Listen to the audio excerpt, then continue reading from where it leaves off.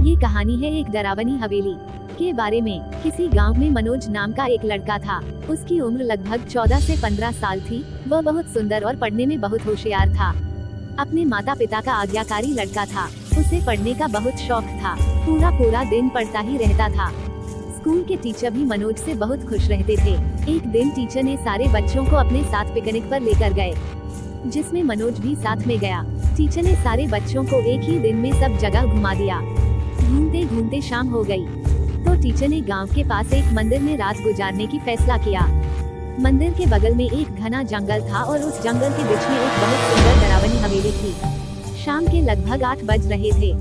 मनोज ने उस हवेली को दूर से देख लिया था और उसे नजदीक से देखने की इच्छा होने लगी। मनोज टीचर से बिना बताए उस जंगल की ओर चल पड़ा। जंगल बहुत ही ज्यादा घना था। फिर वो उस हवेली के पास पहुंचा। जैसे ही उसने हवेली के चौखट पर गया, उसे बहुत तेज से ठोकर लगा और वो वहीं पर गिर गया। फिर मनोज खड़ा हुआ और देखा कि हवेली काफी साल पुरानी थी और काफी सारे उगी हुई बेल के पत्तों से घिरी हुई थी और मकड़ी के जाले से ढकी हुई थी। खौफनाक माहौल के बावजूद भी मनोज की जिज्ञासा उस पर हावी हो गई और उसने हवेली का पता लगाने का फैसला किया। जैसे ही मनोज ने हवेली में प्रवेश किया, उसने महसूस किया कि हवेली के अंदर की हवा काफी ठंडी और शीतल है और उसका पूरा शरीर ठंडा हो रहा है। फिर उसने जैसे ही हवेली के चौखट पर पैर रखा तो उसे ऐसा लगा कि उसके पैरों के नीचे की फर्श ठंडा रहा है। मनोज ने सावधानी से पत्ते और जालों को हटाते हुए कमरे के अंदर गया।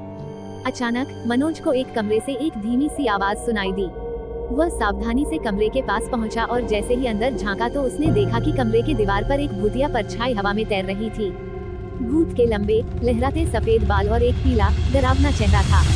मनोज का शरीर डर के मारे थर-थर कांपने लगा। उसे बिल्कुल भी समझ में नहीं आ रहा था कि क्या किया जाए। भूत को भी पता चल गया कि इस कमरे में कोई आ गया है और वह अपना डरावना चेहरा लेकर रोहन की ओर मुड़ा। फिर उसने अपना मुंह खोला और खून से लथपथ चीख निकाली, जिससे मनोज पीछे मुड़ा तो उस भूत को अपने सामने देख लिया और जितनी तेजी से दौड़ सकता था उतनी तेजी से वहां से भागा। मनोज ने तब तक दौड़ना बंद नहीं किया जब तक कि वह अपने स्कूल के सारे बच्चे और टीचर के पास नहीं पहुंच गया। फिर वह उस पुरानी और डरावनी हवेली में कभी नहीं गया। मनोज ने वहां जाकर सारी बातें टीचर को बताई। टीचर ने ये सारी बातें वहां पर रहने वाले आसपास के लोगों को बताया। फिर उन लोगों ने बताया कि बहुत पहले एक औरत यहाँ पर रहती थी और किसी कारणवश उनकी मौत हो गई और भूत बनकर वह सबको डराती है और जो भी उस हवेली में जाता था जिंदा वापस नहीं आता है। इसलिए तब से कोई भी उस हवेली में दोबारा नहीं गया। इस लड़के का नसीब अच्छा था कि ये वापस जिंदा आ गया। आप लोग की भलाई इसी में है कि आप लोग जल्द से जल्द यहाँ से चले जाइए। मनोज और उसके टीचर वहाँ से उसी समय अपने घर वापस चले गए। मुझे आशा है कि आपको ये डरावनी हवेली की कहानी अच्छी लगी होगी। आपको ये कहानी कैसी लगी हमें कमेंट करके जरूर बताएं।